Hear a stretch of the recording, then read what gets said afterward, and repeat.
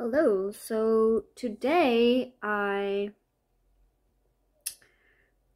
went to work in the morning and then I finished at noon. I went to have lunch and coffee with my best friend, and then I went home to do a little interview on Zoom, which was stressful, but I hope it ends up being successful. It was my first time on Zoom, so I was one of those people that was like, can you hear me? Am I on? And he was saying I'm muted, and it was just a bit of a mess. But that's over and done with. And then I went to Cat Haven, which is a how to say, a cat shelter, so a place that rehomes cats and offers, adoption, fostering for cats. I went there to say that I wanted to adopt one of the cats named Abby, whom I visited at her foster home on last weekend. And I think that went really well. I thought that she would be hiding from us most of the time, but turns out she greeted us at the door and we were able to sneak in a few pats, few treats. And I think she's a really sweet gal, and I'm really looking forward to taking her home and having her get used to, our home. And us. So it's my first time having a cat, because normally I'm a dog person, and I'm still a dog person. Never really been a cat person, but I think that in the environment that I'm renting in an apartment. I think it's in my best interest and my landlord's best interest that I don't get an animal I can't really 100% vouch for, or make sure that they don't wreck the place. I think a dog is a bit full on. There's no yard space. It would have to be an inside dog, and dogs require a lot of exercise.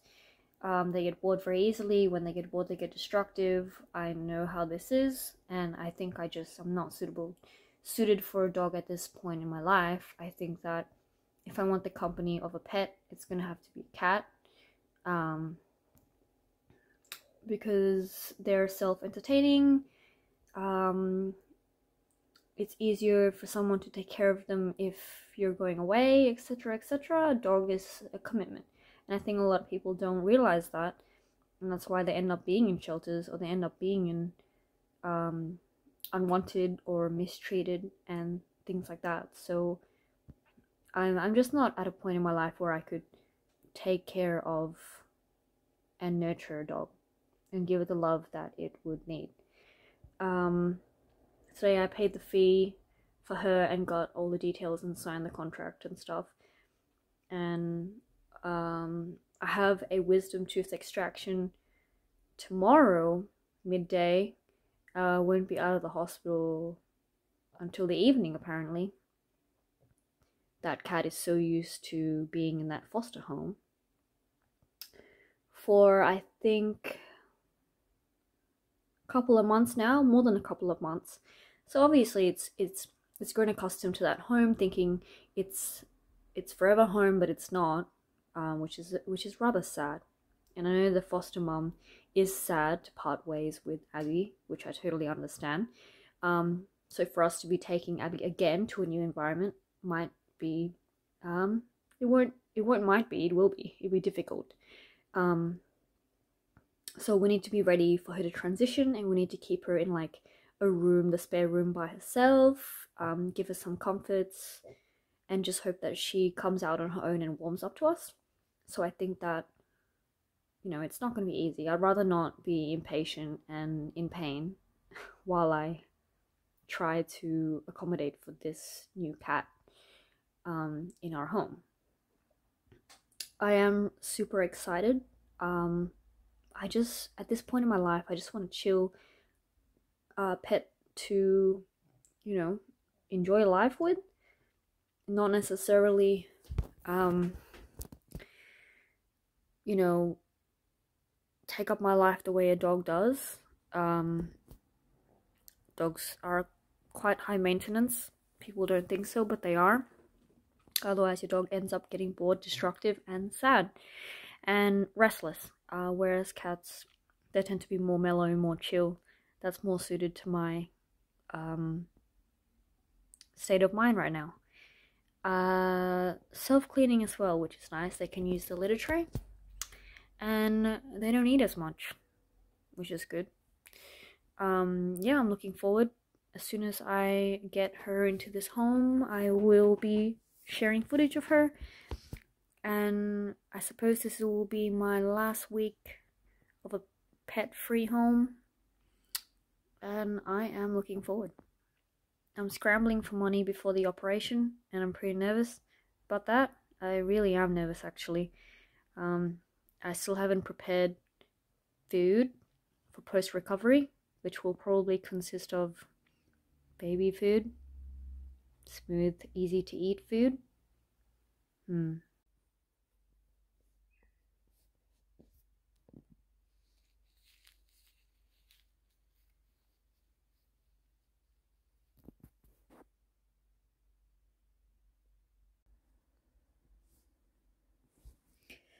I just had my teeth pulled out last night under general anesthetic, so I was sleeping.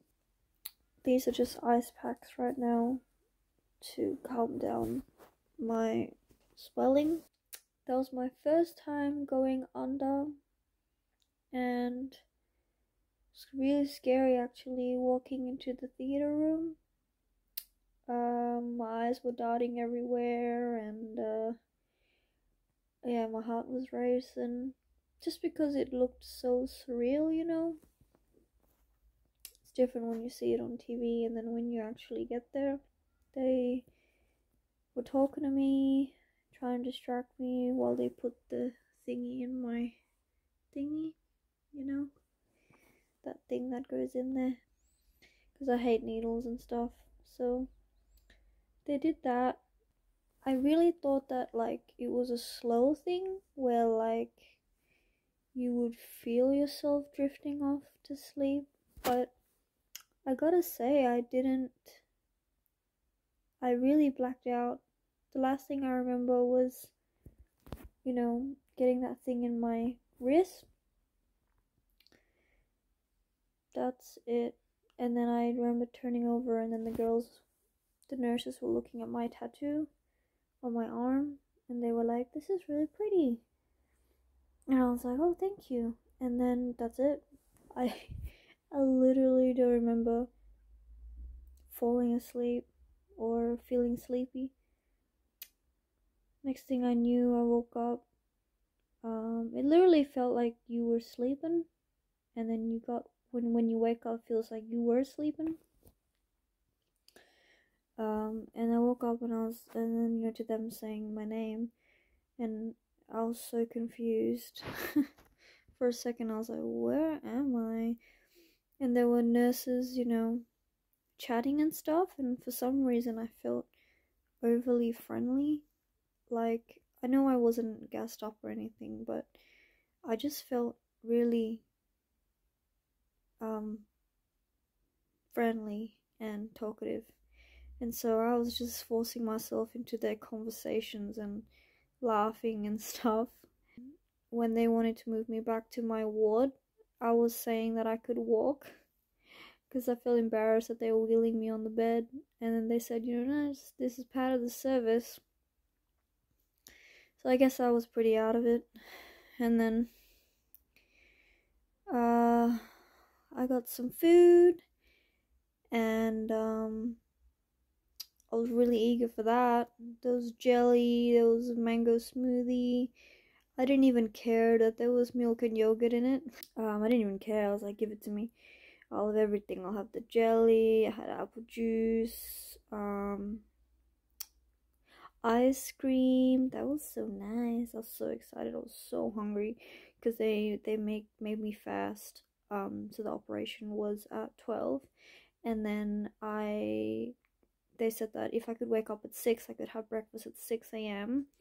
But obviously I didn't. I woke up at like 10, 11, which was kind of good because like if I woke up any earlier, then I would have been really hungry, you know. So lucky, like I woke up and then went straight there, but the wait was kind of long to get into the actual ward. So I was in the reception for a bit, and that's when I was getting pretty hungry. Coming out, my dad picked me up from the hospital and got all my meds, and then my mom was waiting at the apartment to take care of me. So she was hand feeding me porridge, and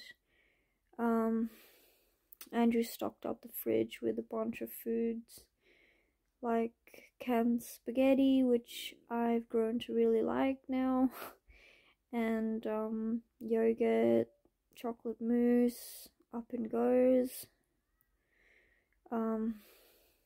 Starting to get sore from talking, but yeah, he really stocked up the fridge and pantry, so I'm good. And I've just been eating as much as I can because I just feel like it's not filling, because I've just been downing like painkillers and they gave me codeine, so that's my best friend right now.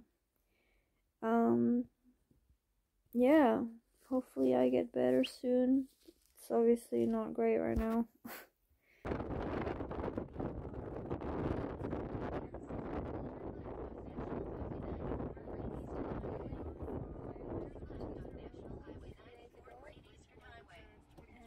it's still okay. Now it hurts so bad.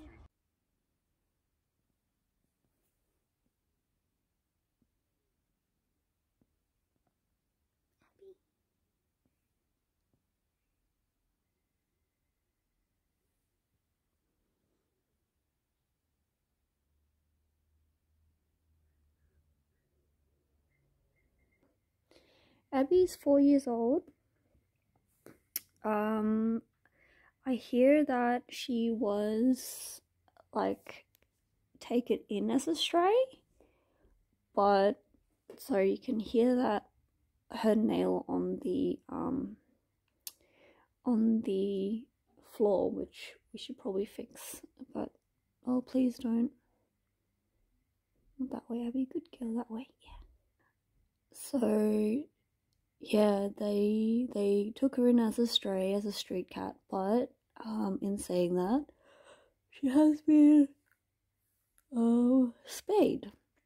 Meaning that at one point she suddenly was a house cat, but I guess they just either lost her or didn't want her anymore. So I'm really glad she's using the cat scratching tower, because as of late she hasn't been. This is probably the first time I've witnessed her on it. Just got it from Kmart, honestly, and you know, it's not too bad. Hopefully it does its job. I haven't seen her scratch on it yet, but she's suddenly sitting in it. Initially I had it hidden away in that corner, but then I read online that you know, you have to have it in a primary location that's visible, so that they'll use it. Otherwise there's no point and she won't go on it. So I did notice she wasn't going on it, so I moved it here, and well, here she is. I also got this little bowl thing, tunnel thing, which is kind of cute. It's just somewhere where, you know, I just tried to create a lot of hiding spaces for her, in case she was really timid which she is at the first start, but she doesn't seem to want to be using it. By her hiding is more like her sitting on our bed a lot, like day in day out lately. But you know, it's good to see her joining me in the living room now. I did call her for pets. She's been peeing and pooing in her litter tray, which is, you know, super good. Oh, there you go. She's been peeing and pooing in her litter tray, which is super good for me. Obviously I still have to get used to the whole maintenance of that, but it's so much easier than taking care of a dog and finding their mistakes, I tell you that. It is a bit smelly, but luckily it's in a room that I can open the window, and I leave the window open, so it's constantly ventilated. I just put some oil diffusers in there today, and hopefully, well, I mean, she will definitely be in all my future videos from now on. She's a part of our family now, so yeah, I'm very happy. She's been sleeping with us, and you know, this is just a companionship that I wanted.